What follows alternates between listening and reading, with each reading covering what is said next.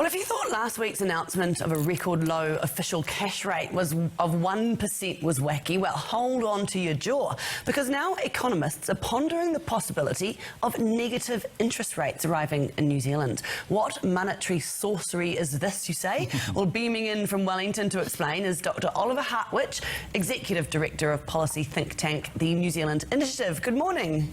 Good morning.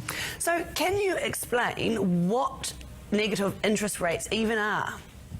Well, negative interest rates would mean that you take your money to the bank, and unlike today, when you get it back after a few years with a little bit of interest on top, the bank will pay you less than you actually paid in. So you pay in $100 this year, and next year you might get $99.50 back.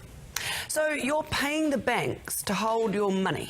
Exactly. You're paying the bank, you're basically paying them a fee to just take care of your money, and you're happy to actually realize a loss on it after a few years. Well, not many people would be happy about that, I'm sure. But if the central banks, say, change the OCR to a negative interest rate, will the merchant banks necessarily follow suit? They might pass on some of that, and we can see that happening in Europe already. So in Europe, and especially in Germany, since 2014, some banks have started charging their customers. It started relatively modestly. So the first bank to do this was a smallish bank in East Germany. They charged 0.25% per year, but only on deposits exceeding 250,000 euros, so only from their wealthiest clients. But ever since they started that process has spread like wildfire, and it's now dozens of banks in Germany doing it, and sometimes from the first 100,000 euros. And the European Central Bank has now announced that the next step that they are going to take will also be in the easing direction, which means that they will go deeper into the negative, and therefore more banks in Europe, more banks in Germany are likely to spread it. And soon you might actually have to start to pay the bank, at least in Germany, from the first euro you put in. And this is a scenario that's now looming for New Zealand as well. Now, this can't be popular. What's the purpose of it? Now, you bet it's not popular, because typically when you give your money to the bank, you want it back with interest afterwards.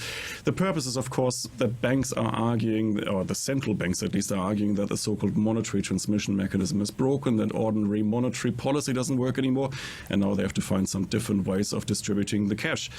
So negative interest rates are meant to stimulate the economy. They are also a part of an unorthodox economic policy setting where banks are buying assets on a large scale. The idea is to pump money into the economy so as to revive it, but whether that really works is something to be seen. If the old ways don't work, and we're trying this, and we've got to see if it works, because it may not, what comes next?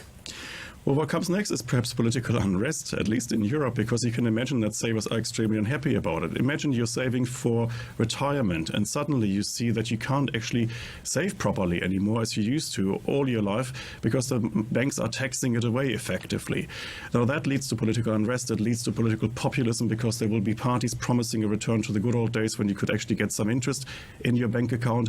And again, we are seeing this in Europe. This is becoming a political issue that's exploited by populists, especially on the right. There's got to be some good things about it, otherwise it wouldn't be implemented. Alternative investments might be prioritised, possibly? Well, yeah, there are some good things, certainly. I mean, if you have a mortgage, of course, you have to pay less on that. If you're the Minister of Finance, you have to pay less on your borrowing. So clearly there are some good things coming out of that. About alternative investments, yes, because when people realize they don't get money anymore on their term deposits, on their bank accounts, what they do is they try to find alternative investments. And so money is flooding into the property market, into real estate, into exchange-traded funds, the stock market, equities. You have it, because anything that promises you a slightly better return on your investment than a negative interest rate in your bank account suddenly looks promising, except you are pumping up asset bubbles and you're pumping up the property market, and that's not a good thing either. And what would that do to New Zealand? Well, imagine if we went into this negative interest rate territory. What we could imagine in New Zealand is you would see more pressure on the housing market. You would see house prices spiraling up once again, because if you can't put your money in the bank, you will probably put it in property, and therefore you're pushing up the prices in our property market at the very moment we would actually like to see a return to affordable housing. But that's becoming far less likely with this kind of monetary policy. Wow, let's cross our fingers and hope it doesn't happen. Thank you so much for your time this morning, Dr Oliver Hartwich. Thank you. What an absolutely fascinating state of affairs. What an extraordinary conversation. Extraordinary, All I isn't kept it? thinking about was doing what my father used to do, was stuffing his money under the mattress, and Mum didn't know he had any cash. Well, that would be better than putting it in the bank with negative interest rates, right? Totally. Well, I mean, then is that a false economy? Because it would be better if someone didn't come in and sort of, help themselves to it. And that's the danger, right?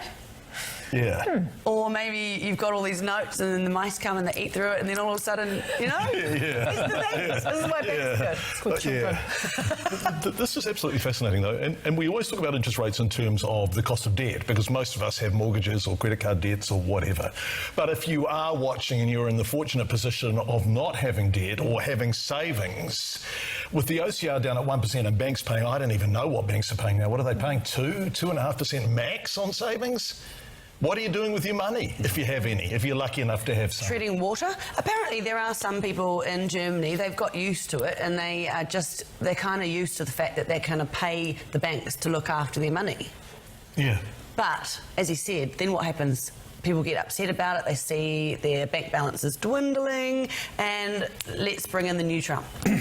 And also, and this was a question you raised in that interview, with the OCR at 1%, if the proverbial does hit the fan, if China goes into recession or the trade war between China and the US really hots up and becomes problematic, what does the Reserve Bank do? They've got nothing else. They've played their cards.